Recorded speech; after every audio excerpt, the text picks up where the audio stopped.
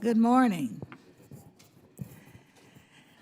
The committee will come to order, and without objection, the chair is authorized to declare recess at any time pursuant to Committee Rule 2E and House Rule 11. The chair announces that she may postpone roll call votes. Pursuant to notice, the committee meets to consider the following measures. And before I start into the measures, let me say that it's historic for me in that this is the first time I'm presiding over a markup of the full committee. H.R. 34, the Energy and Water Research Integration Act of 2019, H.R. 2397, the American Manufacturing Leadership Act, that's the reauthorization, and H.R. 1237, the Coast Research Act, H.R. 1716, the Coastal Communities Ocean Acidification Act of 2019, H.R. 1921, the Ocean Acidification Innovation Act of 2019, and H.R. 988, the NEAR Act of 2019. And I want to welcome everyone to our first full committee markup on science, space, and technology for the 116th Congress. Today we meet to mark up 6 good bipartisan bills. Each of these bills address critical issues facing our nation. First, we are considering H.R. 34, the Energy and Water Research Integration Act of 2019. I'll say more about this bill in a minute, but for now I'll just say that the bill addresses complex ties between water and energy production in America. As water resources are increasingly strained all across our country, in fact, across the world, I think it is critical that we better use and conserve those resources. I want to thank Ranking Member Lucas for being an original co-sponsor of the bill and helping me to make a good bill even better. We both come from a part of the country where a drop of water has long been a precious commodity. Unfortunately, as water resources are increasingly strained around the country, more and more people are realizing that water is going to be a precious resource in places we never think of as of arid. Next, we will consider H.R. 2397, the American Manufacturing and Leadership Act, which is sponsored by the Research and Technology Chairwoman Stevens. This bill reauthorizes, updates, and improves the RAMI program, which was originally created by our colleagues Tom Reed and Joseph Kennedy in 2014. The RAMI program provides crucial support to American manufacturing that results in good, high-paying jobs for our constituents. I strongly support this bill, which is why I'm an original co-sponsor along with several of my Republican colleagues. We will then take up 4 bills which addresses the issue of ocean acidification. H.R. 1237, the Coast Research Act, sponsored by Congresswoman Bonamici. H.R. 1716, the Coastal Communities Ocean Acidification Act of 2019, sponsored by Ms. Pingree. H.R. 1921, the Ocean Acidification Innovation Act of 2019, sponsored by Mr. Kilmer. And H.R. 988, the NEAR Act of 2019, sponsored by Mr. Posey.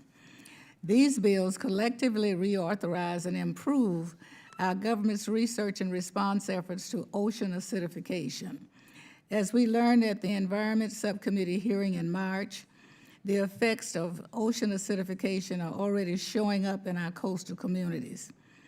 We need to have a much better understanding of this issue and how we can mitigate its effects to our coastal regions. And the bills before us today put us on the right path. I look forward to a productive markup today and then moving these good bipartisan bills to the full House for passage. I also want to take a moment to thank our ranking member and his staff for their constructive input on the bills before us today. I can't promise that we will agree on every piece of legislation that comes before the committee, but I will promise that we will try hard to do that to reach consensus whenever possible. That makes for better legislation and ultimately makes it more likely that we can actually help address our constituents' needs. So I now recognize the ranking member to present his opening remarks. Thank you, Chairwoman Johnson, for holding this markup. Today we'll consider 6 bipartisan bills. The first is H.R. 34, the Energy and Water Research Integration Act, a bill that aims to improve our understanding of the critical relationship between energy and water. Water and energy management is a regional issue with diverse challenges ranging from agriculture and biofuels production to natural gas production. The Energy-Water Nexus research authorized in this bill will improve efficiency and production in both sectors. That's why I co-sponsored this legislation, and I'm committed to working with Chairwoman Johnson to move this bill forward. I also want to thank the Chairwoman for working with us to incorporate comments from the Department of Energy and other stakeholders, which we've addressed through a bipartisan manager's amendment this morning. Our second bill this morning is the American Manufacturers Leadership Act. This legislation reauthorizes and amends the bipartisan Revitalization American Manufacturing Innovation Act of 2014. It includes important reforms to better coordinate centers for manufacturing innovation funded by all relevant agencies and incorporates GAO recommendations on the management. This bill also prioritizes manufacturing workforce development and outreach to small and medium-sized manufacturers. Next, we'll consider 4 bills addressing the issue of ocean acidification. H.R. 1237, the Coast Act, reauthorizes and updates the Federal Ocean Acidification Research and Monitoring Act of 2009.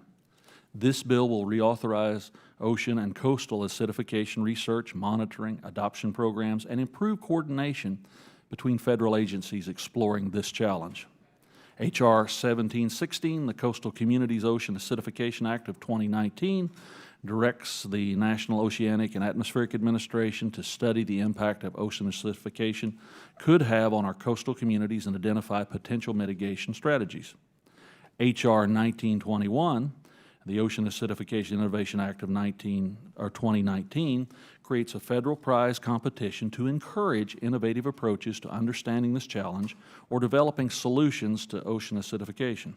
And finally, H.R. 988, the NEAR Act of 2019, sponsored by Congressman Posey, authorizes the National Academies of Science to conduct a study on the impacts of ocean acidification and their environmental stressors on the coastal waterways. The research authorized in these 4 bills will bring us one step closer to finding innovative solutions to the challenge of ocean acidification and will improve the sustainability and overall health of our ecosystems. I want to thank the bipartisan group of members representing coastal districts who developed this legislation. And once again, thank you, Chairwoman Johnson, for holding today's markup, and I encourage the members of the committee to support these bills. I yield back the balance of my time.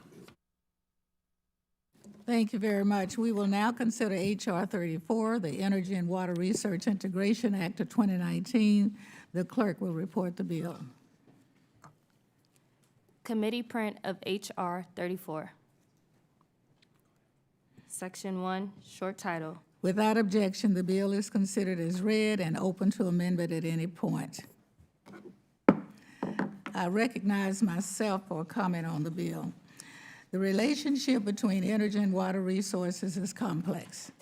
We use water to obtain fuel and to produce energy, and we use energy to extract, treat, and distribute water.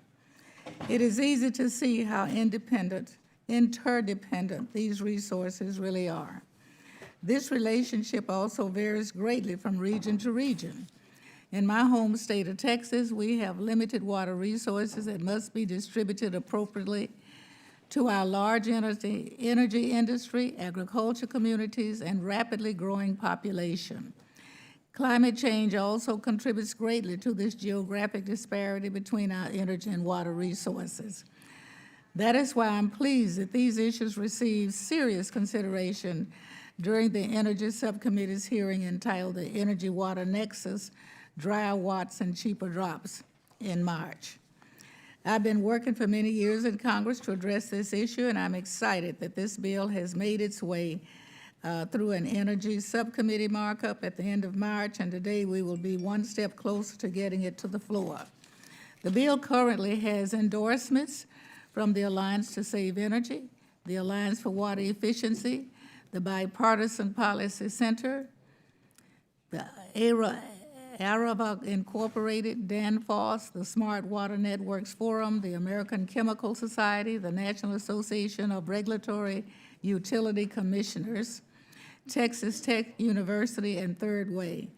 I'd like to thank my friend and co-sponsor, Ranking Member Lucas, and the Energy Subcommittee Chairman, Mr. Lamb, and Ranking Member Mr. Weber for their leadership with respect to this bill. The bill instructs the Department of Energy to incorporate the consideration of water use and treatment into all of its relevant research, development, and demonstration programs. It also provides direction to coordinate with other relevant agencies, academic institutions, non-governmental organizations, states, and industry to ensure that we are giving this issue sufficient attention, resources, and guidance moving forward. I'm looking forward to moving through the House this important piece of legislation that helps to address these critical issues and at the nexus of energy and water. Does anyone else wish to be recognized? Silence. Okay, under amendments, we will now proceed with the amendments in the order of the roster. First, the manager's amendment. The first amendment on the roster is an amendment offered by the chair, and the clerk will report that amendment.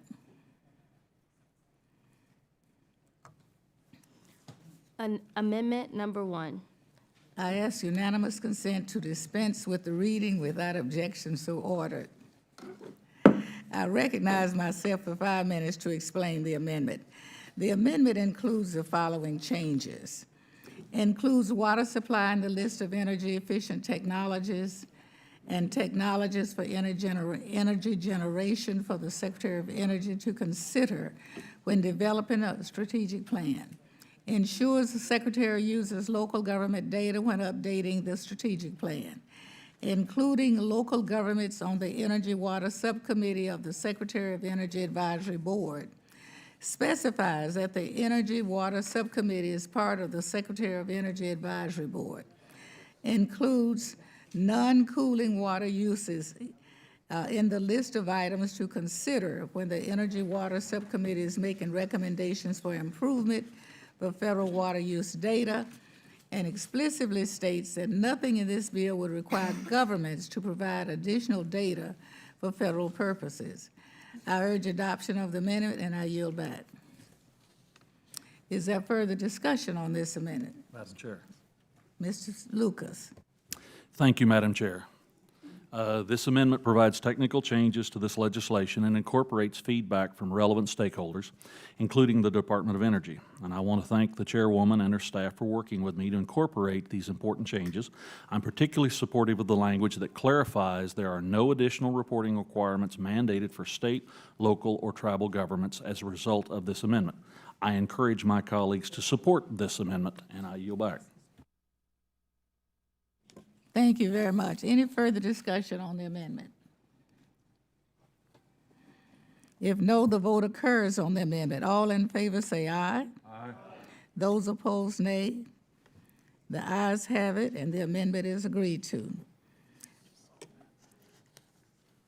Is it for the vote? Okay. Further proceedings on this amendment would be, I'm just reading it. Okay.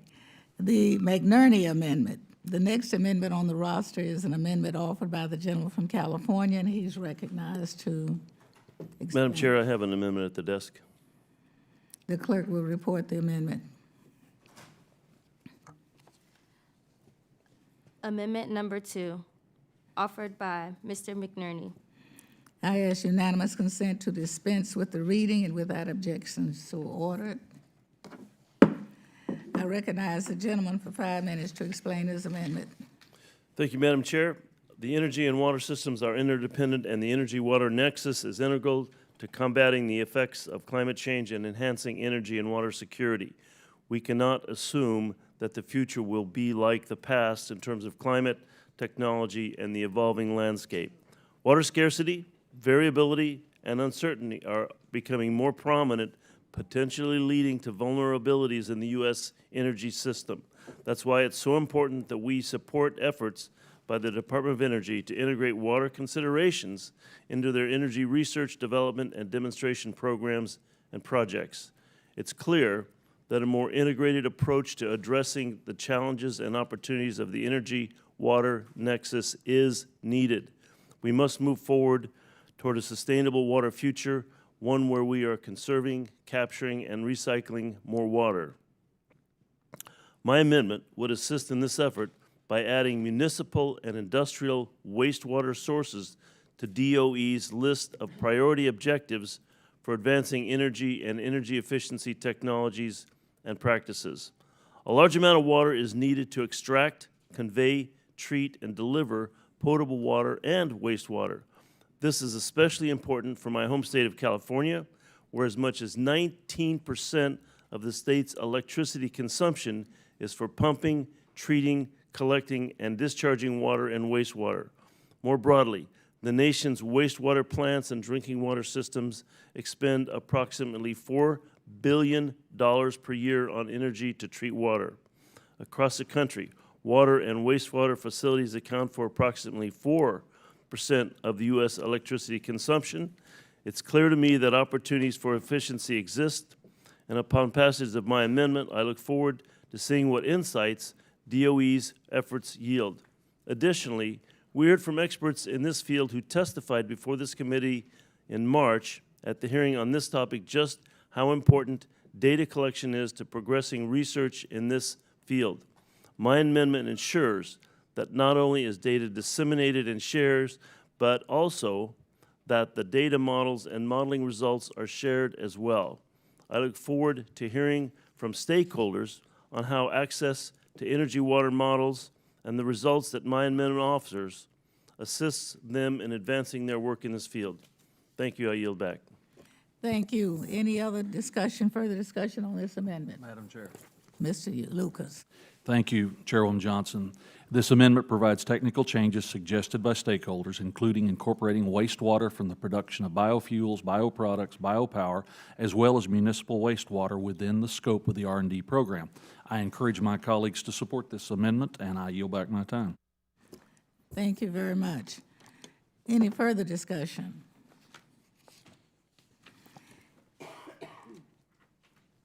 Hearing none, then the vote occurs on the amendment. All in favor, say aye. Aye. Those opposed, nay. The motion is carried. Are there any other amendments to this bill? If no, then a reporting quorum being present, I move that the Committee on the Science, Space, and Technology Committee report H.R. 34 as amended to the House with the recommendation that the bill be approved. Those in favor of the motion will signify by saying aye. Aye. Those opposed, no. The ayes have it, and the bill is favorably reported. Without objection, the motion to reconsider is laid upon the table, and I ask unanimous consent that the staff be authorized to make any necessary technical and conforming changes to the bill. Without objection, so ordered. Members have 2 subsequent calendar days in which to submit supplementary, minority, or additional views on the measure. Now we will consider H.R. 2397. We will now, that is the American Manufacturing Leadership Act, and the clerk will report the bill. H.R. 2397. Without objection, the bill is considered as read and open to amendment at any point. I recognize Ms. Stevens for 5 minutes on the bill. Thank you, Chairwoman Johnson. We are thrilled by H.R. 2397, the American Manufacturing Leadership Act. This bipartisan legislation to reauthorize and strengthen the Manufacturing USA program. The Manufacturing USA program is a long-standing initiative that has gone a long way to support advanced manufacturing and various research concentrations all throughout the country.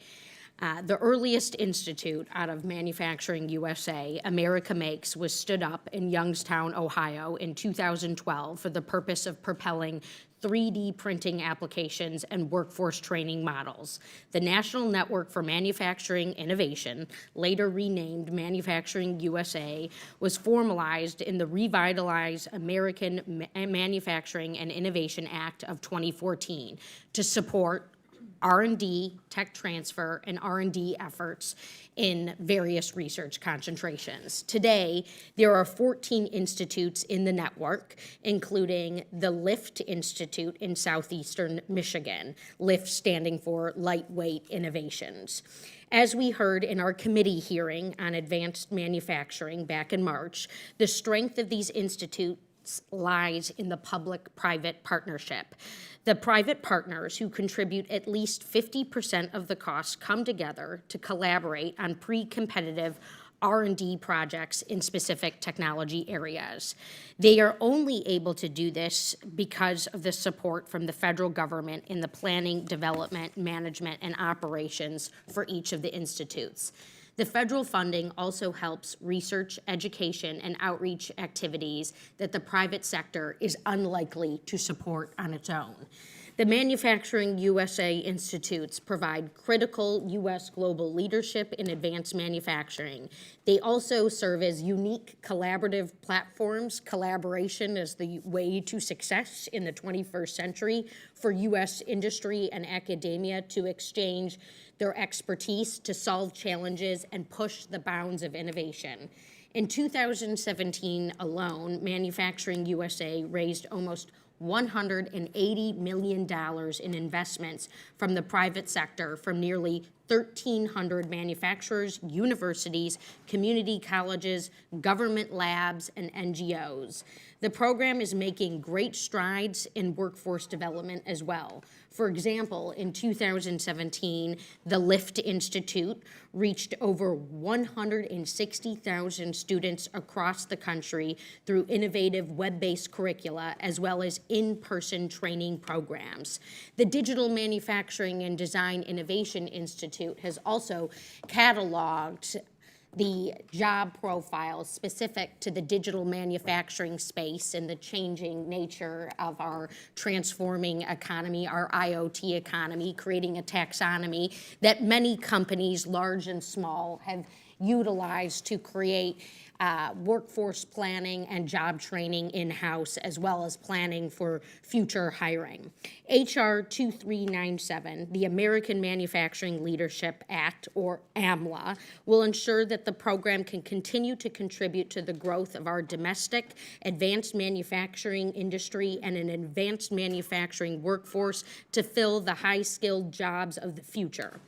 We will never be able to compete by trying to recreate yesterday. We must manufacture our future. We must continue to push the boundaries of innovation to grow the industries of tomorrow to win that future. H.R. 2397 reauthorizes Manufacturing USA through the year 2024 and extends the requirements of the original RAMI Act to all agencies. This is an interagency effort that sponsors centers for manufacturing innovation. We would like to be clear today that each agency that funds institutes will continue to manage its own institutes with a significant amount of flexibility in how they do so. This legislation only seeks to standardize some of the performance metrics and reporting, strengthen coordination, increase engagement of small manufacturers to help build out the entire supply chain, and ensure each institute prioritizes education and workforce training needs specific to its own technology area. Finally, this bill authorizes a total of $125 million for NIST over 5 years, as well as $378 million for the Department of Energy. These funds will enable each agency to continue funding their current institutes to stand up at least one additional institute in fiscal year 2020 and each year after. I am particularly delighted to have been joined by colleagues on both sides of the aisle to introduce H.R. 2397. I would like to thank Chairwoman Johnson, Representatives Balderson and Gonzalez. This might be one of the few instances where Ohio and Michigan really come together to win. And the sponsors of the original RAMI Act, Representatives Kennedy and Reed, for their partnership in leading this legislation and for being such great champions for advanced manufacturing. Thank you, Ms. Stevens. Does anyone else wish to be recognized? Madam Chair, I have an amendment at the desk. Which we can take up later. Thank you. Mr. Balderson. Too soon. Thank you, Madam Chair, and thank you to my colleague from Michigan, and one of your football coaches up there is from my hometown, so I agree with you on a couple of things, so thank you. I am proud original co-sponsor of the Research and Technology Subcommittee, Chairwoman Haley Stevens' bill, the American Manufacturing Leadership Act, because our nation's economy relies on the manufacturing industry and must prioritize policies that strengthen it. In my home state of Ohio, the manufacturing industry accounts for 16.6% of total output and employs 12.5% of our workforce, or 692,000 employees. All told, the manufacturing produced $107 billion worth of output in Ohio in 2017 and continues to grow each day. H.R. 2397 would strengthen our nation's largest investment in advancing manufacturing. The Manufacturing USA program, which has thrived in the past 7 years since its creation, and built on that success to strengthen our manufacturing workforce. This bill would reauthorize the successful Revitalization American Manufacturing and Innovation of 2014 and extend it to all agencies sponsoring centers for manufacturing innovation, allowing more of those that invest in manufacturing to benefit from this program. It would further strengthen the Institute's role in advanced manufacturing workforce development, something I am deeply passionate about, along with outreach to and inclusion of small and medium-sized businesses, which are vital to an American economy. H.R. 2397 also puts important checks, balances, and oversight into place by encouraging the program office to develop a pilot program for the institutes, as well as identify for and to best educate workforce training practices. It would also expand Manufacturing USA's authorities to collaborate with other agencies, including to develop network-wide performance goals. In addition, while this bill would authorize agencies to renew institutes for an additional period of funding, allowing those institutes to meet their ultimate goals, this would only be allowed following a rigorous review of the institute's progress toward meeting measurable goals. The manufacturing industry is a pillar of the American economy and drives many of the other industries that make up our country's annual GDP. Without the manufacturing industry, the American economy would cease to exist. H.R. 2397 would expand on manufacturing programs with proven success and accelerate our nation's progress in advanced manufacturing. Ultimately, this legislation leverages existing programs across the federal government to help Manufacturing USA achieve its goals. Finally, as an advocate for small business and workforce development, I am excited that this bill expands to include more small and medium-sized manufacturing, since they are the lifeline of our nation's economy. Once again, I thank the Chair for her support. I thank my colleague from Michigan for her leadership on this legislation and urge the committee's support of H.R. 2397. With that, I yield back the balance of my time, Madam Chair. Thank you, Mr. Balderson. Anyone else? Chair recognizes Mr. Gonzalez. Thank you, Madam Chair Johnson and Ranking Member Lucas. Thank you for being so bipartisan. This committee gives me so much hope. I enjoy every minute I'm in here, and I know it's because the two of you are providing excellent leadership, so thank you so much. Also, Madam Chair Stevens, for your leadership on this legislation.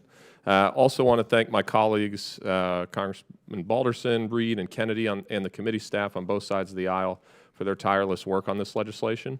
I'm thrilled to see the implementation of provisions addressing workforce needs and that the legislation has adopted tailored strategies to reduce the growing skills gap in advanced manufacturing. I'm also pleased to see that grants awarded by using a competitive merit review process that includes expertise from both the private and public sectors. The American Manufacturing Leadership Act is a good piece of legislation that prioritizes funding for small and medium-sized businesses, the real backbone and pillar of our economy. As our manufacturing sector goes, so does our economy and the ability for millions of Americans to put food on their table.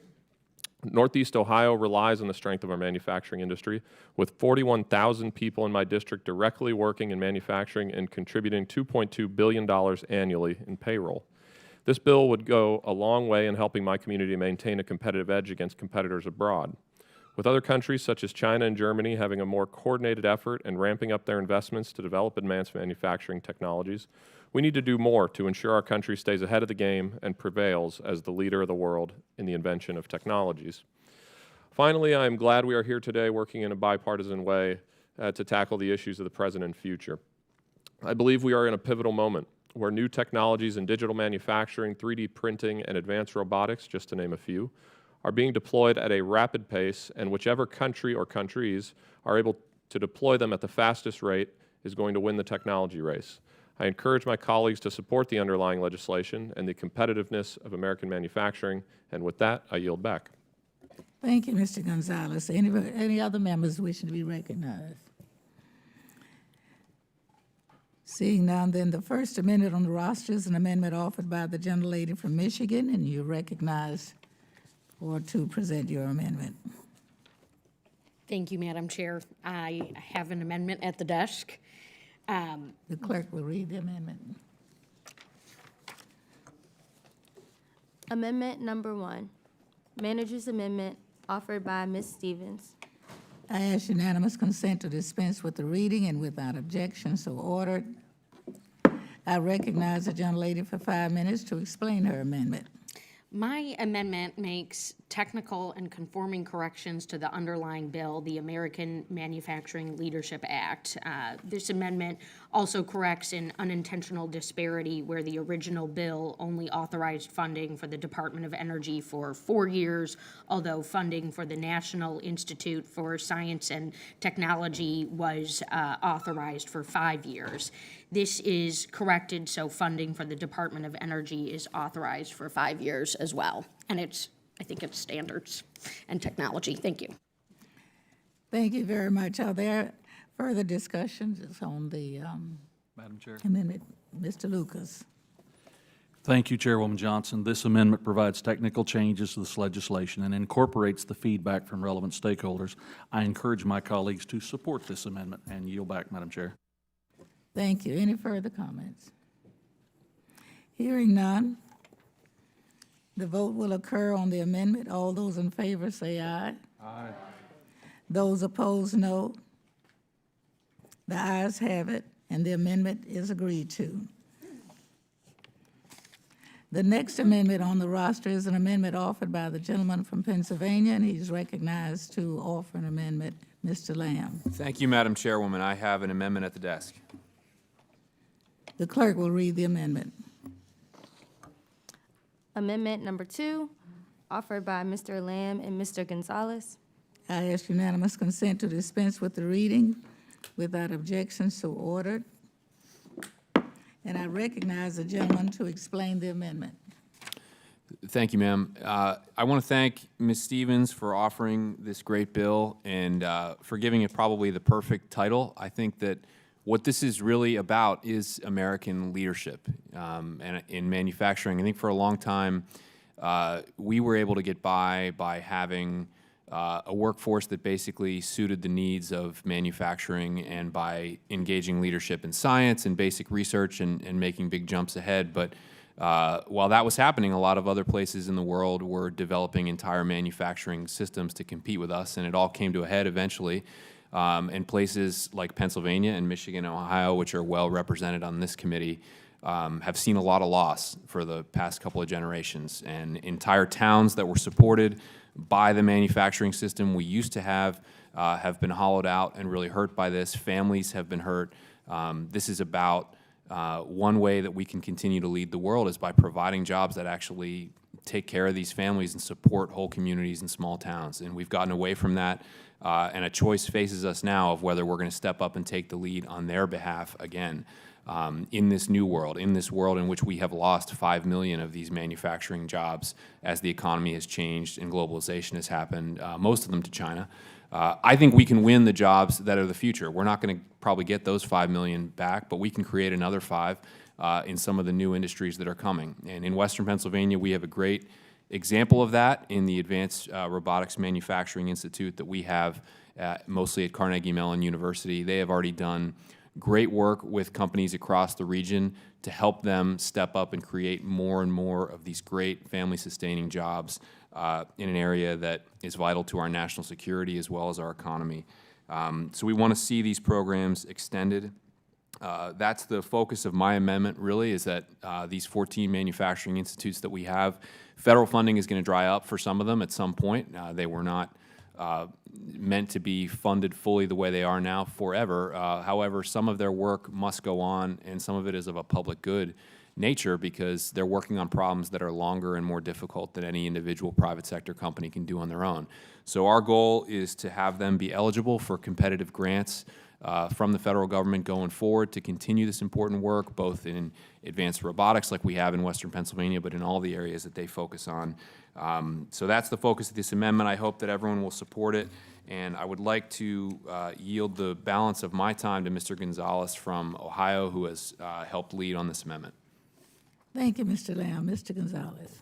I want to thank my colleague, Mr. Lamb, for yielding and for partnering with me on this important amendment. I agree with everything you just said about the future of American manufacturing and why it's so important that we invest in the future of our economy, knowing that we're competing against China, that the economy's changing with automation, globalization, et cetera. We need to lead the way, and I believe that starts here.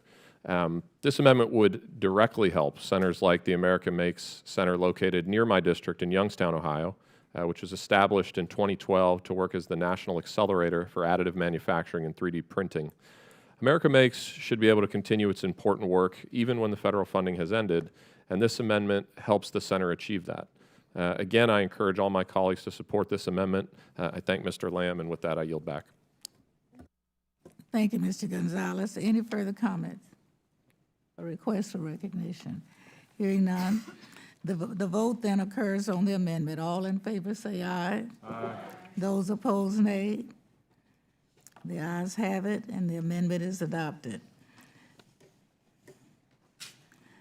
The next amendment on the roster is Mr. Pose's amendment. And the gentleman from Florida, and he's recognized for the explanation. Thank you, Madam Chair. I have an amendment at the desk. The clerk will report the amendment. Amendment number 3, offered by Mr. Posey and Mr. Lamb. I ask unanimous consent to dispense with the reading and without objection so ordered. I recognize the gentleman for 5 minutes to explain the amendment. Thank you, Madam Chair. This amendment introduced by Representative Lamb and me will allow this program to cooperate with NASA. The main focus will be to strengthen advanced manufacturing and develop a highly skilled workforce for NASA. Advanced manufacturing is the use of innovative technology to improve products or processes. One type of manufacturing used by the space industry is additive manufacturing. It's a process that adds material to create an object. One subject is 3D printing that we're all familiar with. Additive manufacturing is a game changer and will help keep America, and particularly America's space industry, in the forefront. This amendment will help NASA to train people for these high-tech jobs. Additionally, it will help with research and development of this emerging technology. For example, this technology is being used now on the rocket engine for the space launch system that reduces cost and time. One part used to require over 100 welds. Now it has only one weld. Blue Origin and SpaceX are both taking advantage of this new technology. This has decreased the time from 3 years to only one 3-month period to manufacture this particular part. Now, this is all because of additive manufacturing. I'd like to thank Representative Lamb for co-leading with me on this amendment, and my thanks go out to you, Madam Chair, and the ranking member for accepting this important amendment. Thank you. I yield back. Thank you, Mr. Posey. Any other comments on this amendment? Oh. Hearing none, All those in favor of the amendment, say aye. Aye. Those opposed, nay. Hearing none, then the amendment is adopted. We have a Weber amendment next. And a gentleman from Texas, and he's recognized to offer the amendment. Thank you, Madam Chair. I have an amendment at the desk. The clerk will read the amendment, report the amendment. Amendment number 4, offered by Mr. Weber. And I ask unanimous consent to dispense with the reading without objection, so ordered. I recognize the gentleman for 5 minutes to explain his amendment. Thank you, Madam Chair. This amendment reinstates the sunset for funding provided under this legislation. I so appreciated the gentleman from Pennsylvania, Connor Lamb's comments earlier when he said programs weren't meant to be funded forever. This amendment supports the original intent of Congress when we established this program. We provided finite, and I emphasize finite resources to fund manufacturing capabilities for industry to develop new technologies. But once technologies matured, industry was intended to take the lead. Now, I'm willing to consider reauthorizing this program for a defined 7-year period, but isn't it our job as an authorizing committee to wisely allocate federal research dollars in the long term? And we cannot do that when programs are authorized in perpetuity. Some of you will remember that Ronald Reagan said the closest thing on earth to eternity was a federal program. So we want to be careful with that. And by the way, at the end of this 7 years, Ed Perlmutter would be 73. Today's his birthday. So we want to wish him happy birthday. We know that industry has the skills and resources to commercialize new technologies. I'm going to pay for that. But they often lack the tools and facilities needed to develop groundbreaking technologies. So while it makes sense to invest in the kinds of capabilities and tools provided by these manufacturing innovation centers, eventually industry needs to step up to the plate as each area of technology becomes more mature. With finite dollars, again I emphasize finite, we cannot support new research programs without winding down old ones once we reach those technology goals. If we fail to provide an end date for a program's funding, we throw a wrench in the research cycle and could actually both eliminate industry's motivation to bring these new technologies to the next stage and inhibit DOE and NIST's ability to enable innovations in new areas. A sunset provision also forces us, that's Congress, to do our job here and regularly reevaluate the legislation we enact to make sure programs are all still operating effectively as well as efficiently. In fact, the original sunset provision is why we're holding a markup today on a bill that includes a number of important bipartisan reforms and improvements to the original legislation. We're making those technological changes. We're amending it. We're making it better. I think regularly revisiting and updating our work is a good thing. I believe by adopting my amendment and including a sunset after a 7-year period, we take a responsible approach to investing taxpayer dollars while retaining our ability to change course within the constantly evolving technology landscape.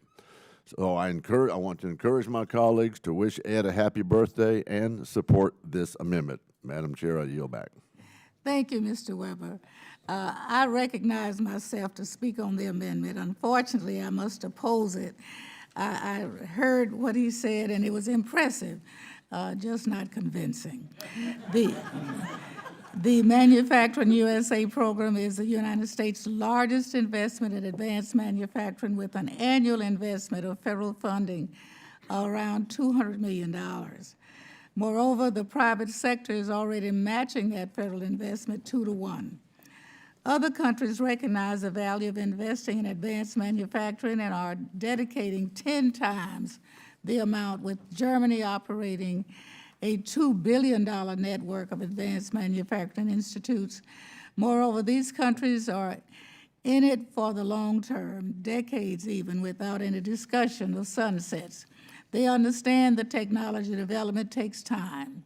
We didn't invent the personal computer in a day, and we should not expect the development and demonstration of advanced manufacturing techniques to occur overnight either. Also a matter of policy, I do not think we should be putting sunsets in programs that we authorize. The appropriators, with approval by the full Congress, makes decisions on an annual basis as to whether a program continues to merit federal support. Similarly, agencies already have the authority to stop funding any institute if it is no longer meeting the goals or if it is clear that the private sector can and will continue without federal support. Finally, as authorizers, we can always revisit these questions ourselves through oversight and further reauthorizations. Putting a sunset in a law preemptively is not smart policy if we are committed to ensuring the best return on our federal investment. Securing long-term financial support for the Manufacturing USA program is our best shot for reclaiming American leadership in advanced manufacturing across the globe. For that reason, I must oppose this amendment and remind us all that this is a reauthorization that we are discussing today. I yield back. Madam Chair. Mr. Lucas. Madam Chair, first let me note to the committee that I always have a certain hesitation about stepping between two Texans who are in a state of disagreement. That can be a challenging position. But I would say this amendment does restore the sunset provision of the underlying legislation, and while I'm supportive of the underlying bill, I believe we in Congress do have sometimes to make really tough choices, and that includes setting limits on how long a program can receive federal funding. This amendment allows for a 7-year reauthorization of funds for the Centers of Manufacturing Innovation included in this bill. But after that period, it transitions funding to the private sector. Sunsets also ensure Congress does its job and regularly reviews authorization. This good government provision was included in the original legislation we seek to reauthorize today, so I see no reason why we can't support including it in today's language. With that, I encourage my colleagues to support the amendment, and I continue enthusiasm to support the underlying base bill when we're done. Yield back, Madam Chair. Thank you, Mr. Lucas. Any further presentations requested? Hearing none, then the vote recurs on the motion. Mr. Weber's motion to put a 7 on his amendment. Those in favor say aye. Aye. Those opposed, nay. The nays have it. Madam Chair, I'd request a recorded vote. Recorded votes have been requested, and further proceedings will be postponed, as we announced earlier, at the end of the meeting. Thank you, Mr. Weber. Let's see, do you have another amendment? Yes, ma'am, I do. Let me jump over to it real quick. Okay. I got to look at my calendar to see who else's birthday is today. I've used up Ed's. Thank you, Chairwoman Johnson. My amendment adds a requirement that no additional funds are authorized to carry out this legislation. Instead, my amendment directs NIST and DOE to fund the work authorized under this legislation. Oh, I'm sorry. I have an amendment at the desk. Yeah. Clerk will report the amendment. Amendment number 5, offered by Mr. Weber. I ask unanimous consent to dispense with the reading, and then we'll ask Mr. Weber to explain his amendment. If you can tell me where I left off, I'll pick up there. Trying to make you forget it. My amendment adds a requirement that no additional funds are authorized to carry out this legislation. Instead, I want to note, of course, that we have limited funding, finite funding. Instead, my amendment directs NIST and DOE to fund the work authorized under this legislation, using those amounts already appropriated to these agencies without increasing overall spending. Did I mention we have a finite source of money? Or we're supposed to have. Today, DOE's Office of Energy Efficiency and Renewable Energy, EERE, is funded at almost $2.4 billion with a B dollars, a budget that dwarfs those of the other applied research programs at the department. Currently, DOE's Centers for Manufacturing Innovation are funded through this office and make up a small part of DOE's annual $320 million in funding for advanced manufacturing research. With our national debt at $22 trillion with a T and climbing with a C, we can't increase overall spending every time we establish priorities for federal research programs. We just can't do that. We don't live in a world with unlimited resources. So again, it's our job to prioritize the resources we have and make sure that we are investing limited federal dollars in programs that actually benefit the American taxpayer. Now, I think a case can be made for prioritizing the research program and partnerships authorized in this legislation. Don't misunderstand. But it's very clear that DOE already receives ample funding to maintain this program and meet the goals established in this bill without another top-line spending increase.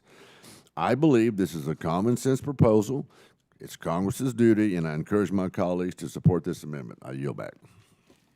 Thank you, Mr. Weber. I recognize myself to speak on the amendment. My colleague from Texas wants us all to think and act responsibly with federal funds, and I am very appreciative of that and sympathetic to his point of view. However, we have different priorities about where any cuts or restrictions should apply, and this particular amendment is not one that I can support. If anything, we were very conservative in the funding level we did to recommend for this legislation. Many stakeholders are pushing us to include enough funds for many more institutes, not just a few. As a general policy matter, I'm concerned both about imposing unfunded mandates on agencies and setting a hard cap on the program funding rather than leaving agencies some flexibility to update investment priorities as the needs occur.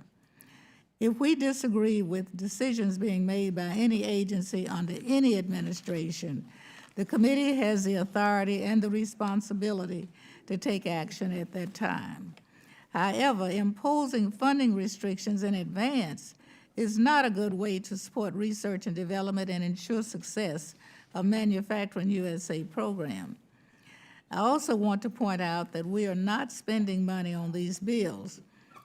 That is the job of the Appropriations Committee.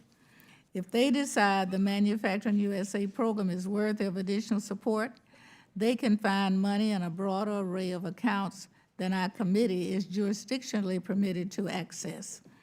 I don't think we should be placing limitations on the Appropriations Committee to make these decisions. And so for those reasons, I oppose this amendment and I yield back. Any further? Madam Chair. Mr. Lucas. Thank you, Chairwoman Johnson. This amendment would require funding authorized in the bill to be provided from within existing authorized levels at NIST and DOE. And as with the previous amendment, I believe it's a good government provision. We do not have unlimited funds available, as our colleague from Texas has noted, and it's our job in Congress to occasionally make tough choices about our top priorities. This amendment would allow us to specifically authorize what I believe is important manufacturing research without increasing overall spending overall in these agencies. No legislation is perfect, and I'm supportive of this legislation. We still have some areas of disagreement on the best way to prioritize our research. But as I close, I'd like to reiterate my gratitude to Chairwoman Johnson and Chairwoman Stevens for working with our members and staff to incorporate many of the changes we requested to this legislation. I appreciate your commitment to moving a bipartisan bill forward through this committee. And with that, I encourage my colleagues to support the amendment and yield back, Madam Chair. Thank you, Mr. Lucas. Any further comments requested? Hearing none, then the vote occurs on the amendment. All in favor say aye. Aye. Those opposed say no. It appears that the noes have it. Madam Chair, Mr. I would request a recorded vote. Thank you. Further proceedings on this will be postponed till we do the votes at the end. Thank you very much. We will now consider H.R. 1237, the Coast Research Act. The clerk will report the bill. H.R. 1237. Without objection, the bill is considered as read and an open amendment and open for amendments at any point. I recognize Ms. Bonamici to explain her bill. Thank you very much, Chairman Johnson. I move to strike the last word. The gentlelady is recognized. Thank you, Chairwoman Johnson. Thank you to all the staff in my office and the committee staff who worked so hard on this bill, along with all of my co-sponsors. According to the 4th National Climate Assessment, atmospheric carbon dioxide concentrations are now higher than at any time in the last 3 million years.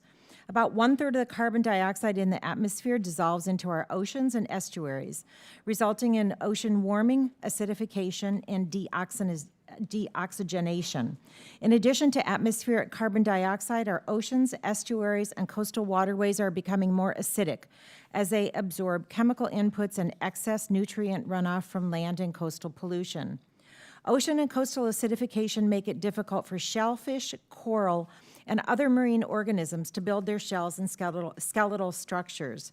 Some fin fish, including endangered salmon in the Pacific Northwest, lose their sense of smell for identifying prey, reproducing, and navigating their habitats. Our understanding of the long-term consequences of ocean acidification on our marine ecosystems is still limited, but we do know that the changes in ocean chemistry are already affecting the fishers and shellfish farmers who depend on the ocean's resources to support their business and families, and the tribes that have rights and deep cultural and historical connections to diminishing species. I was proud to reintroduce the bipartisan Coastal and Ocean Acidification Stressors and Threats, or COAST Research Act, with Representatives Young, Pingree, and Posey to expand scientific research and monitoring to improve our understanding of ocean and coastal acidification.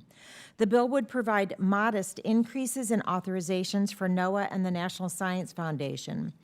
Authorization has lapsed for these programs since fiscal year 2012, and funding has lagged behind the needs of the scientific community. Recent events, like the so-called warm blob in the Pacific Northwest, demonstrate how disruptive ocean acidification can be to marine ecosystems. During the legislative hearing on this bill in February, we heard one of the witnesses describe how the Pacific Coast Shellfish Growers Association is working with regional scientists at Oregon State University to monitor pH and carbon dioxide levels in real time and develop effective management practices.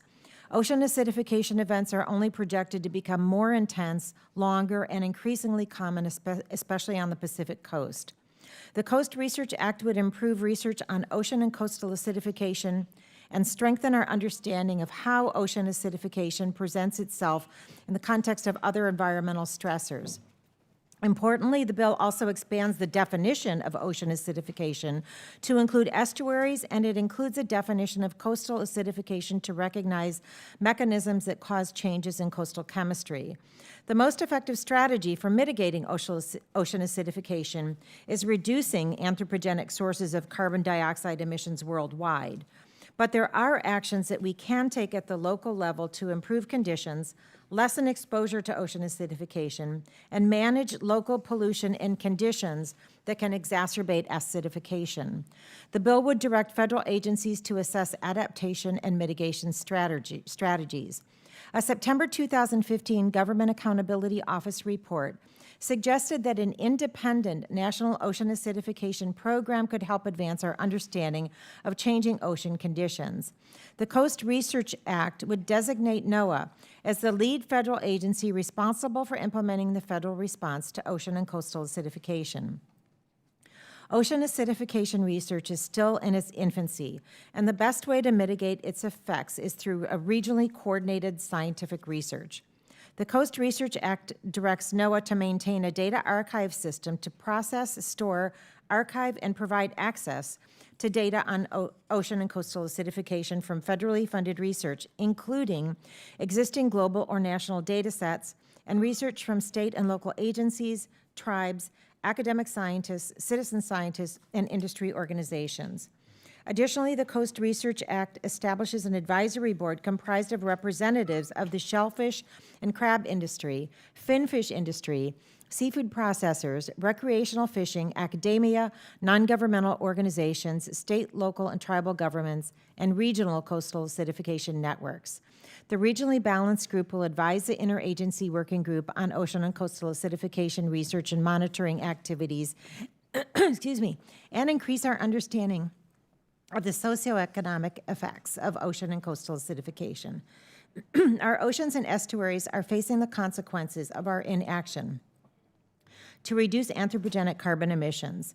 We know even if carbon dioxide emissions are halted today, many of the reciprocal effects for our oceans will continue to occur over the course of the next few decades. We must support vulnerable communities, industries, and coastal and ocean managers by strengthening research on how they can best prepare and, when possible, adapt to ocean and coastal acidification. Our oceans and estuaries are resilient and we can help them heal, but we cannot afford to wait any longer. I urge my colleagues to support this bipartisan bill. Thank you very much. We will now proceed with the amendments in the order of the roster. And I think the first one is on the roster is in the nature of a substitute. Yes, Madam Chair, I have an amendment at the desk. The clerk will read the amendment, report the amendment. Amendment number 1, offered by Ms. Bonamici. I ask unanimous consent to dispense with the reading, and without objection so ordered. I recognize the gentlelady for 5 minutes to explain her amendment. Thank you, Madam Chair. I won't take 5 minutes. My amendment in the nature of the substitute makes technical changes to the Coast Research Act based on feedback from the NOAA Ocean Acidification Program. I urge my colleagues to support this amendment, and I yield back the balance of my time. Thank you. Any further comments? Mr. Lucas. Thank you, Chairwoman Johnson. The amendment in the nature of a substitute offered by Representative Bonamici to H.R. 1237 incorporates technical assistance from NOAA as well as feedback from stakeholders gathered after the introduction of the legislation. The amendment helps to define NOAA's role in researching the impacts of ocean acidification. I thank the gentlewoman for working with members of the committee to address technical and policy issues raised during the subcommittee markup process, and I encourage my colleagues to support this amendment, and I yield back, Madam. Thank you, Mr. Lucas. I recognize myself to comment on the amendment. I want to commend Ms. Bonamici on her hard work and leadership on addressing ocean acidification. She's been a true champion of this issue since joining Congress in 2012. Her bipartisan Coast Research Act is much needed, and a much needed update and enhancement to our federal ocean acidification efforts, which began in 2009 with the passage of the Federal Ocean Acidification Research and Monitoring Act. I fully support the amendment in the nature of a substitute. Ms. Bonamici has offered her bill, which makes some improvements to the underlying text. Among other changes, the amendment adds representatives from Puerto Rico, the Virgin Islands, Hawaii, and Pacific Islands to the advisory board to ensure the group that is advising the interagency working group on ocean acidification is regionally balanced. The amendment clarifies the definition of coastal acidification and improving our understanding of how ocean acidification interacts with other stresses such as hypoxia and harmful algae blooms.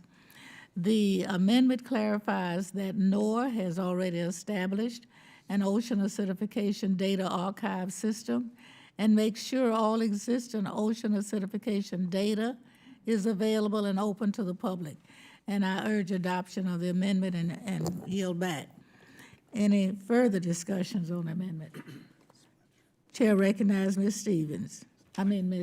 Fletcher. Thank you, Chairwoman Johnson. As the chair of the Subcommittee on the Environment, I want to take just a minute to thank Ms. Bonamici for her work on this bill and all of my colleagues on the committee, noting that this bipartisan bill also passed our committee unanimously, and I encourage all to support the amendment in the form of a substitution for this bill. Thank you very much. I yield back my time. Thank you very much, Ms. Fletcher. Any further comments? Hearing none, the vote will occur on the amendment. All those in favor say aye. Aye. Anyone opposing, say no. Hearing none, the motion carries. Are there any other amendments? If no, then a reporting quorum being present, I move that the Committee on Science, Space, and Technology report H.R. 1237 as amended to the House with the recommendation that the bill be approved. Those in favor of the motion will signify by saying aye. Aye. Opposed, no. The ayes have it, and the bill is favorably reported. Without objection, the motion to reconsider is laid upon the table, and I ask unanimous consent that the staff be authorized to make any necessary technical and conforming changes to the bill. Without objections to order, members will have 2 subsequent calendar days in which to submit supplementary, minority, or additional views on the measure. We now come to the consideration of 1716, the Coastal Communities Ocean Acidification Act of 2019. The clerk will report the bill. H.R. 1716, a bill to direct the Secretary of Commerce. Without objection, the bill is considered as read and open to amendment at any point, and I recognize Ms. Bonamici to make comments on the bill.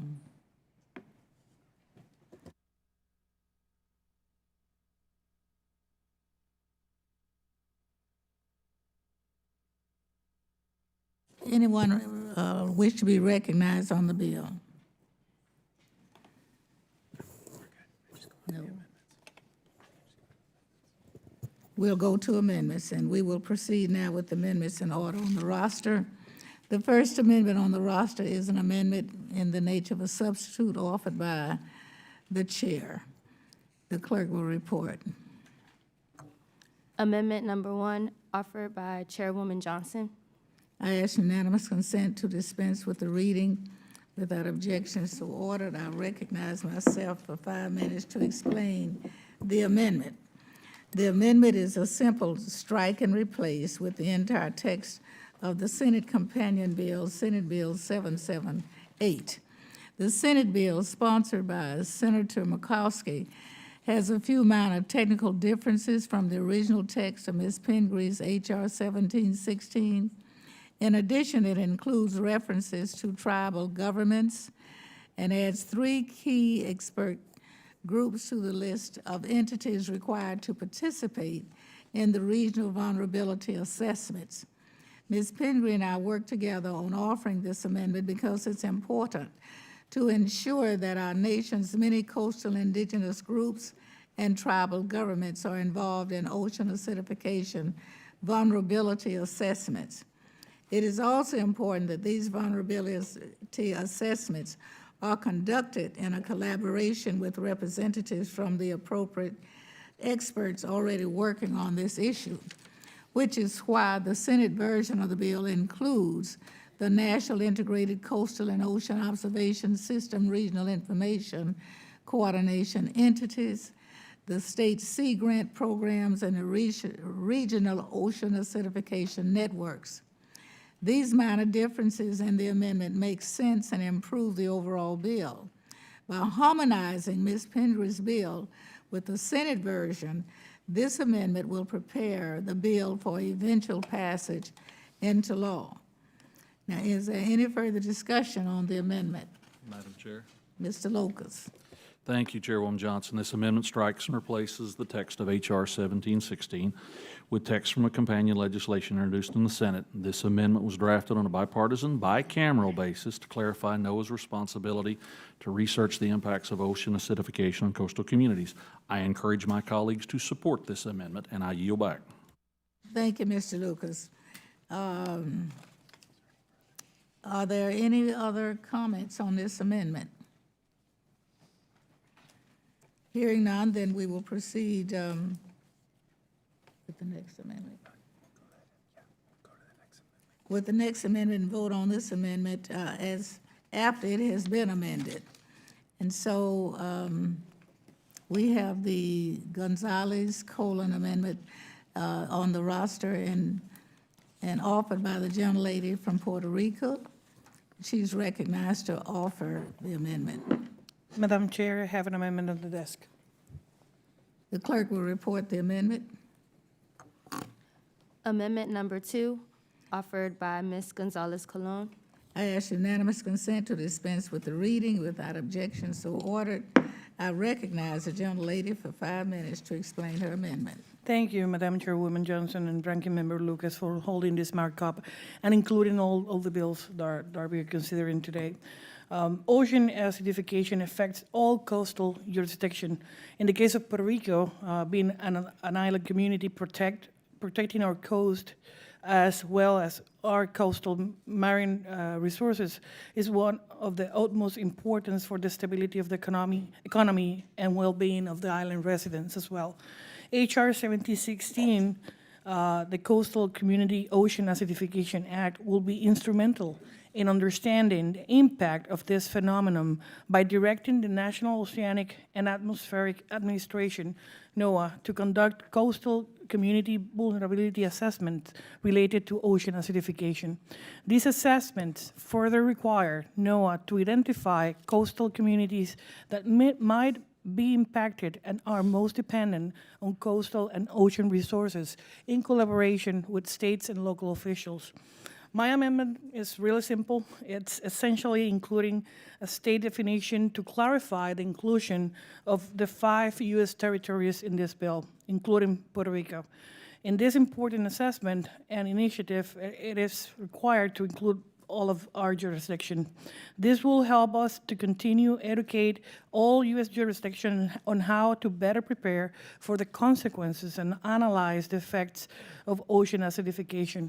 And I wanna first commend Ms. Pingree for her leadership on this issue, and Ms. Bonamici for including the amendment that she just read a few minutes ago, including all territories in the consideration of the board. I think that should be the focus of the committee, not leaving any territory behind in any legislation.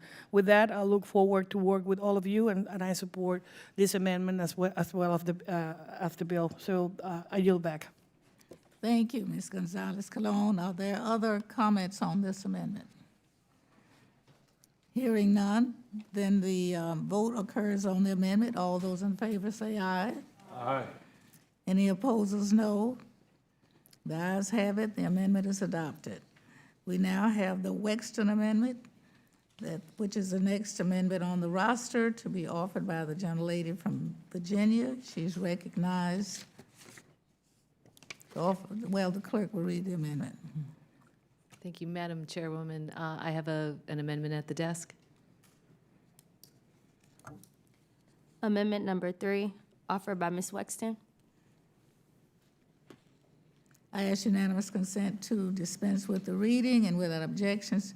So ordered, I recognize the gentlelady to explain her amendment, Ms. Weston of Virginia. Thank you, Madam Chairwoman, for yielding me time to explain this amendment. It's a very simple one. It just adds the economic impact on commercial fisheries and outdoor recreation to the assessment by NOAA on vulnerabilities of communities affected by ocean acidification.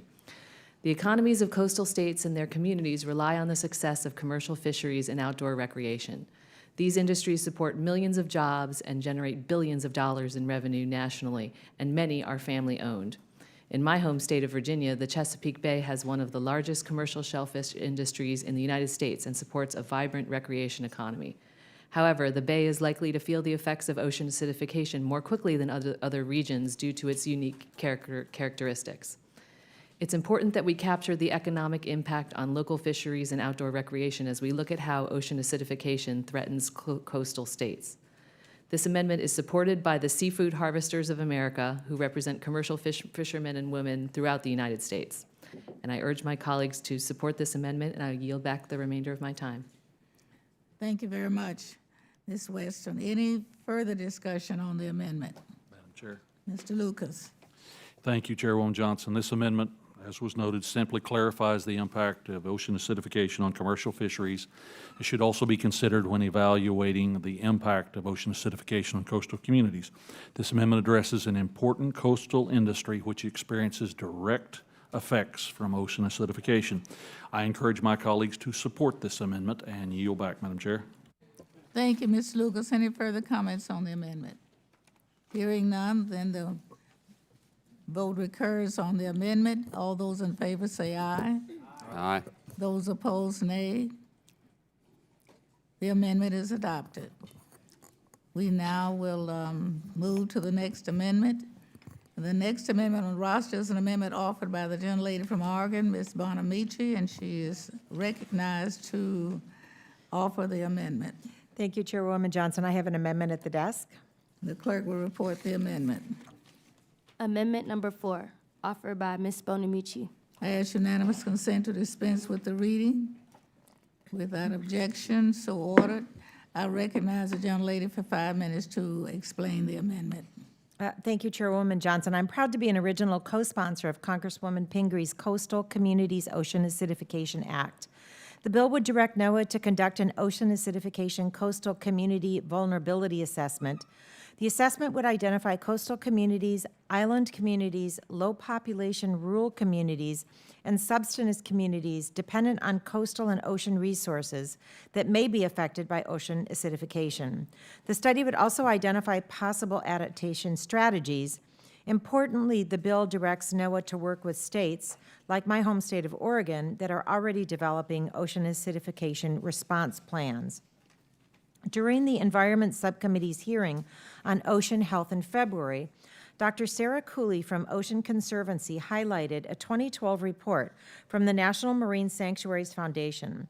Based on conversations with program managers at various federal agencies, the report estimated a need for approximately $95 million for all federal ocean acidification research and monitoring by fiscal year 2020.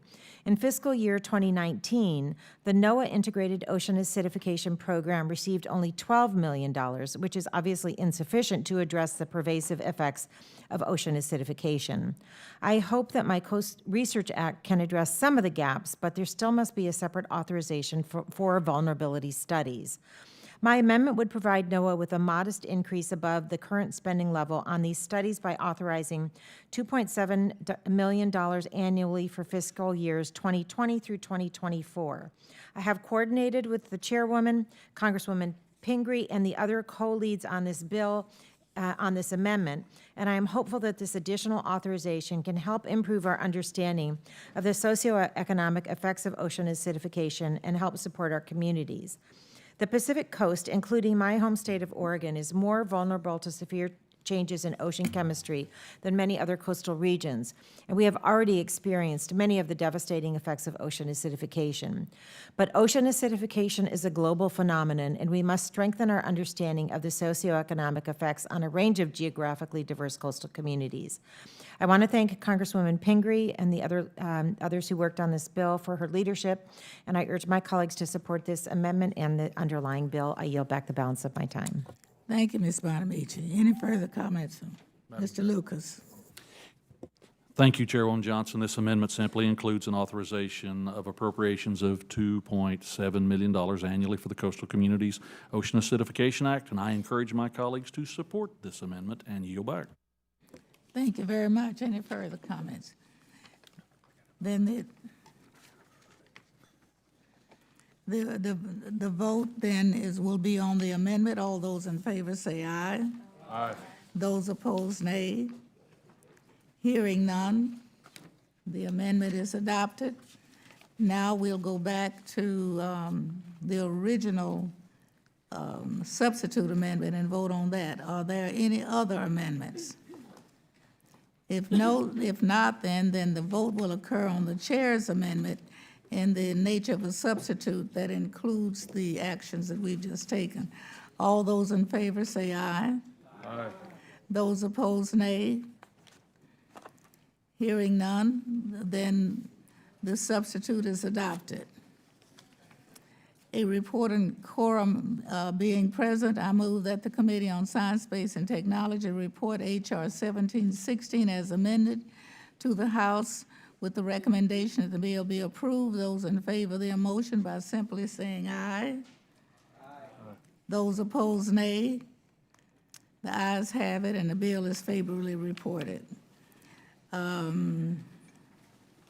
Without objection, the motion to reconsider is laid upon the table, and I ask unanimous consent that the staff be authorized to make any necessary technical and conforming changes to the bill. Without objection, so ordered.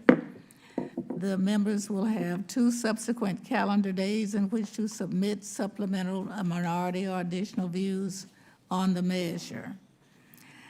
We are now going to move to H.R. 1921 for consideration. That's the Ocean Acidification Innovation Act of 2019, and the clerk will report the bill.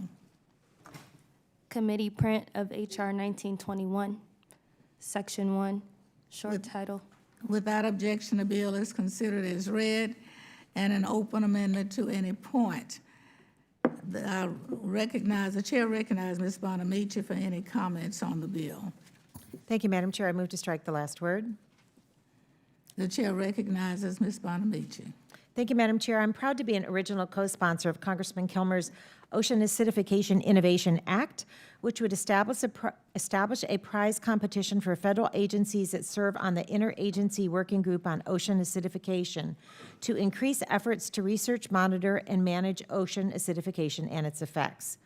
During the Environment Subcommittee hearing on ocean health in February, we heard witnesses describe the current research gaps that persist in federal efforts to address ocean acidification and the importance of increasing our understanding of interactions between ocean acidification, warming, and deoxygenation. Deoxygenation. Sorry about that. We know. Thank you. Mr. Perlmutter is going to say it for me.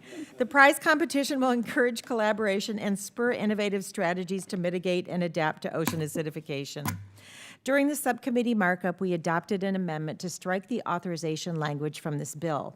It's my understanding that the full committee report on this bill will include language to clarify the congressional intent that funds authorized in the Federal Ocean Acidification Research and Monitoring Act should not be used for the prize competition, given the limited federal resources that currently exist for ocean acidification research. I want to thank Congressman Kilmer for his leadership, and I urge my colleagues to support this bill. I yield back the balance of my time. Thank you, Ms. Bonamici. Any other comments on the bill? Madam Chair, I would like to be recognized because I have joined in leading this bill with Congressman Kilmer, but I have a quick question that I need The chair recognizes the young lady. Well, I want clarification on the amendment that just, or the change that Congresswoman Bonamici is referencing. It was adopted at subcommittee level. Okay, thank you. I was just making sure I didn't miss something. Okay. Yeah. in the Okay, subcommittee. then I would love to speak to the underlying. Great, thank Go you. Thank you, Chairwoman Johnson and Ranking Member Lucas, for the opportunity to speak on the Ocean Acidification Innovation Act. This has been around now a couple of Congresses, and it's really, I love the concept. You know, as has been very eloquently spoken to, shellfish and ocean acidification concerns across the nation, especially in our coastal communities, is a big concern for many of us. And in my home area, Pacific County, in my districts in Southwest Washington, it produces 25% of our nation's oysters and contributes over $150 million to the local economy. Yet this industry is currently struggling against these negative effects of ocean acidification. And it's a rising threat to our coastal communities in Washington state. Scientists have found that the shells of pteropods, a key part of the food chain for salmon and herring and other fish, are dissolving due to this acidification. The shells of shellfish are made up of the same components as pteropods, raising concern about the future implications, obviously, of the acidification for the entire species. So our coastal communities depend on healthy shellfish and the fishing industry. The commercial and recreational fishing industry in Washington state alone supports over 67,000 jobs and contributes over $300 million in revenue. And our state leads the nation in producing farmed clams, oysters, and mussels, and supports 3,200 more than that in terms of jobs. So ocean acidification obviously threatens those jobs, and critically, as has been very eloquently spoken to, the health of our entire marine ecosystem. So to protect our shellfish and our fishing industry, Congressman Kilmer and I have introduced this bipartisan bill to help us better understand the problem and find solutions. What I like about this is it does allow existing funds. You know, I don't think the government has all the answers, but there are experts who do, and our goal is to incentivize those experts to innovate, to compete, and in the process to increase the ability to manage, research, monitor, and ultimately fight the impacts of this acidification. So I thank the chairwoman for her time, and I urge my colleagues to support reporting this bill out of committee favorably, and I yield back. Thank you very much. Are there any other amendments? Are there amendments for this bill? Then you've heard the discussion on the bill, and if not, then we'll report that a quorum is present and move that the Committee on Science, Space, and Technology report H.R. 1921 as amended to the House with the recommendation that the bill be approved. Those in favor of the motion will signify by saying aye. Aye. Those opposed, nay. The ayes have it, and the bill is favorably reported. Without objection, the motion to reconsider is laid upon the table, and I ask unanimous consent that the staff be authorized to make any necessary technical and conforming changes to the bill. Without objection, so ordered. Members will have 2 subsequent calendar days in which to submit supplementary, minority, or additional views on the measure.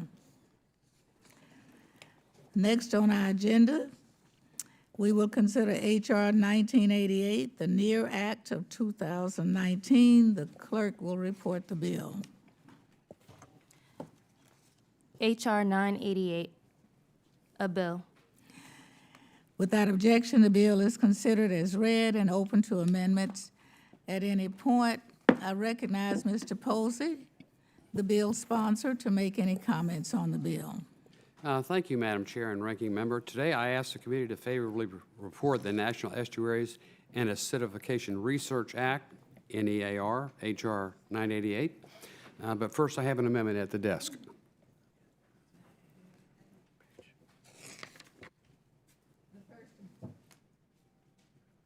The clerk will report the amendment. Amendment number 1, offered by Mr. Posey. Page 4. I ask unanimous consent to dispense with the reading, and without objection so ordered. I recognize the gentleman for 5 minutes to explain his amendment. Thank you, Madam Chair. The amendment modifies my proposed act based on comments from the National Academies of Sciences, Engineering, and Medicine. The Academies of Science, Engineering, and Medicine have provided guidance on a better ordering of tasks of the study and prefer that we do not specify in the legislation which board at their facilities performs the actual study. Excuse me. The amendment also includes an authorized study cost of $1 million. I want to thank Congresswoman Bonamici and Congressman Mass for working with me to advance this important legislation. I'd like to move that the committee adopt the amendment.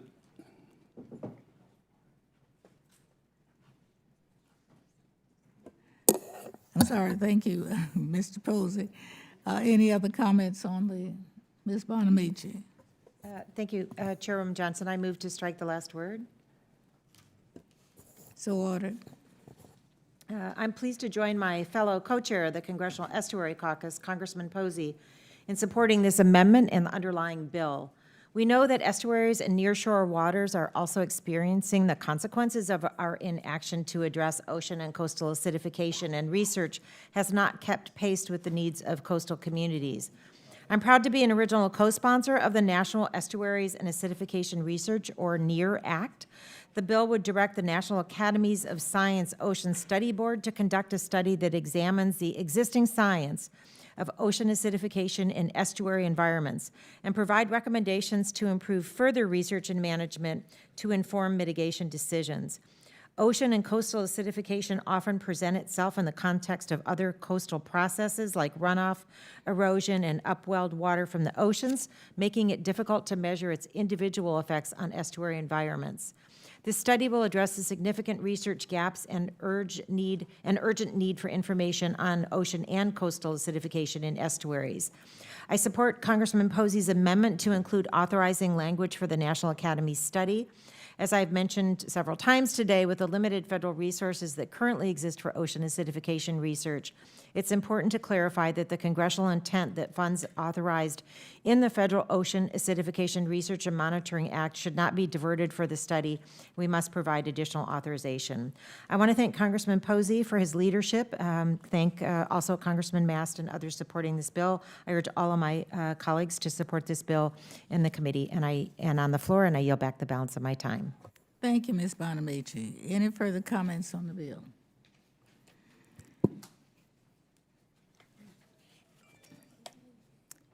If no, then the vote will occur on the amendment. All in favor say aye.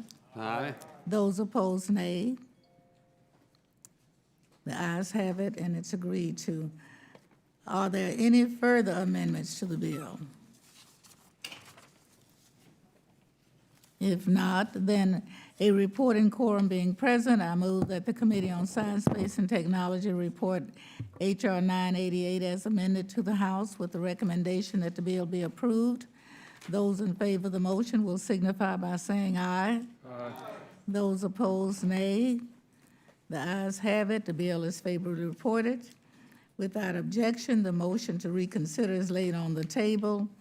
I ask unanimous consent that the staff be authorized to make any necessary technical and conforming changes to the bill. Without objection, so ordered. Members will have 2 subsequent calendar days in which to submit supplementary minority or additional views on the measure. And we're going to recess for 10 minutes, and then we'll come back and have the roll call votes. It's for the purpose of making sure everyone is notified that a vote will be occurring. So we're in recess. We're trying to finish before the House goes in session.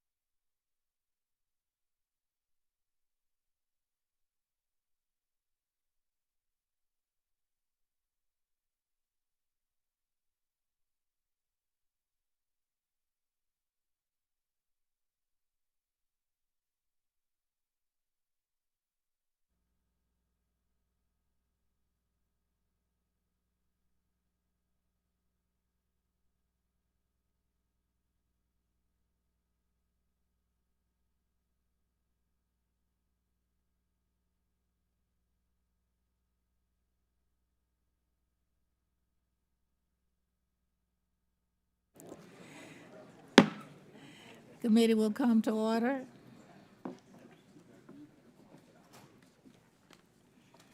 We are reassembled for the consideration of two amendments. The question is on the Weber number 4 amendment, and the clerk will report. Well, I guess just call the roll. Chairwoman Johnson? No. Chairwoman Johnson, no. Ms. Lofgren? No. Ms. Lofgren, no. Mr. Lipinski? Ms. Bonamici? No. Ms. Bonamici, no. Mr. Barra? No. Mr. Barra, no. Mr. Lamb? No. Mr. Lamb, no. Ms. Fletcher? No. Ms. Fletcher, no. Ms. Stevens? Ms. Stevens, no. Ms. Horn? No. Ms. Horn, no. Ms. Sherrill? No. Ms. Sherrill, no. Mr. Sherman?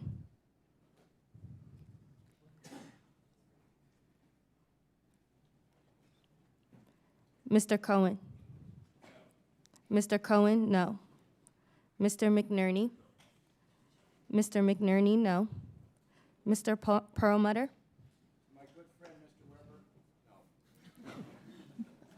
Happy birthday to you, too. Mr. Perlmutter, no. Mr. Tonko? Mr. Foster? Mr. Foster, no. Mr. Byer? No. Mr. Byer, no.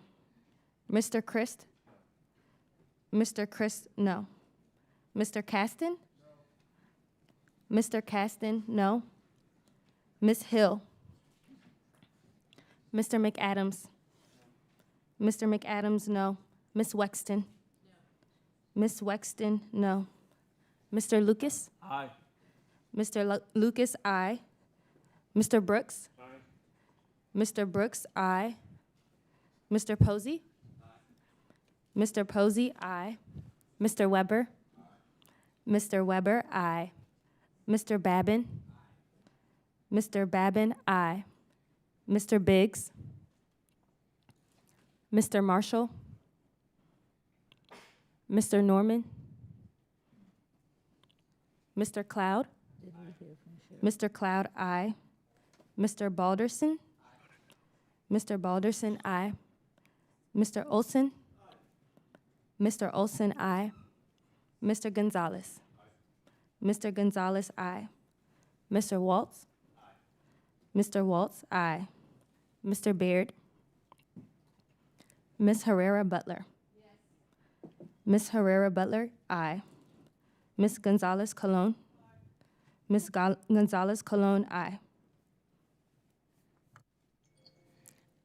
Are there members who haven't voted or would like to change their vote? Madam Chair, Ms. Lipinski?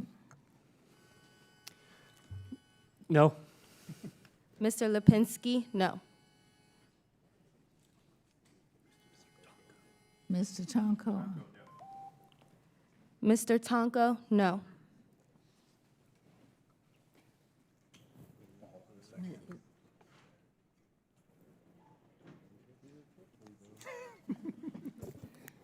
Any other members?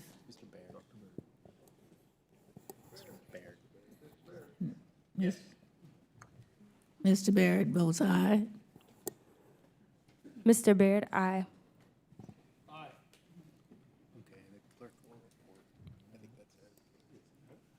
All reported, the clerk will report.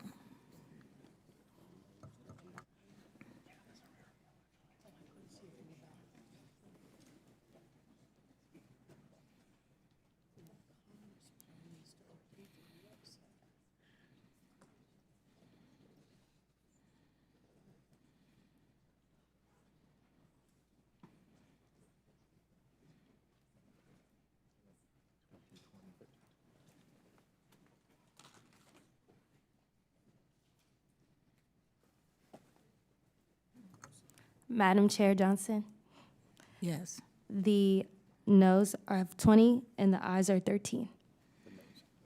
The noes have it. The amendment is not adopted.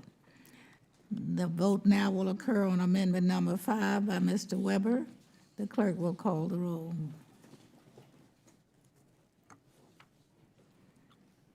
Chairwoman Johnson? No.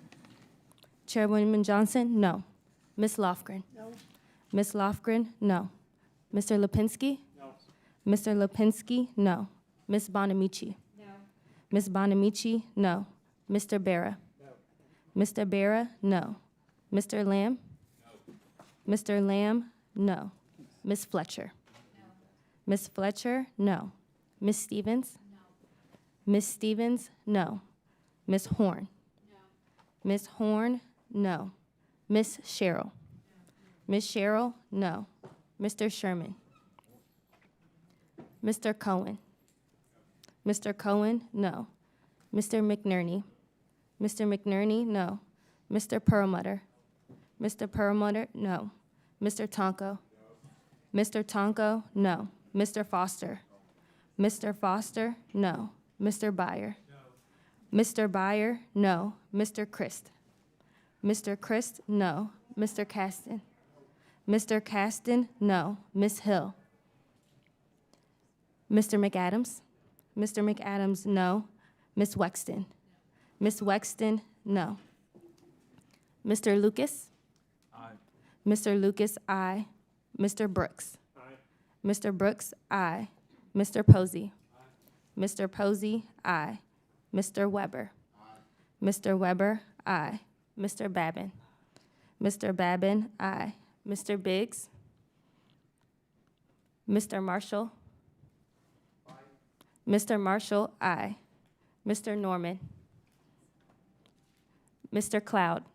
Aye. Mr. Cloud, aye. Mr. Balderson? Mr. Balderson, aye. Mr. Olson? Aye. Mr. Olson, aye. Mr. Gonzalez? Aye. Mr. Gonzalez, aye. Mr. Waltz? Aye. Mr. Waltz, aye. Mr. Baird? Aye. Mr. Baird, aye. Ms. Herrera Butler?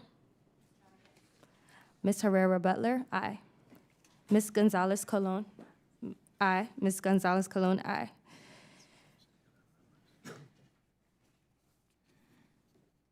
Are there any other members who haven't voted or would like to change the vote? The clerk will report.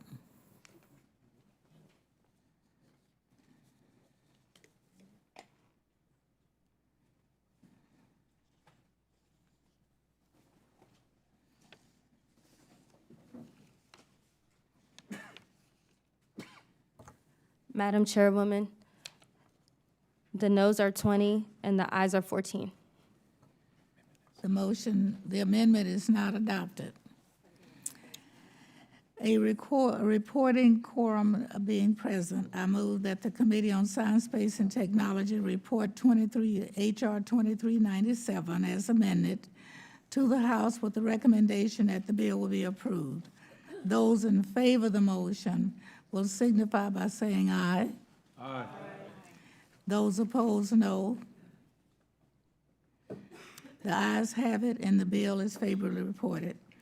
Without objection, the motion to reconsider is laid on the table, and I ask unanimous consent that the staff be authorized to make any necessary technical and conforming changes to the bill. Without objection, so ordered. Members will have 2 subsequent calendar days in which to submit supplementary, minority, or additional views on the measure. Our business is now completed, and the committee is adjourned.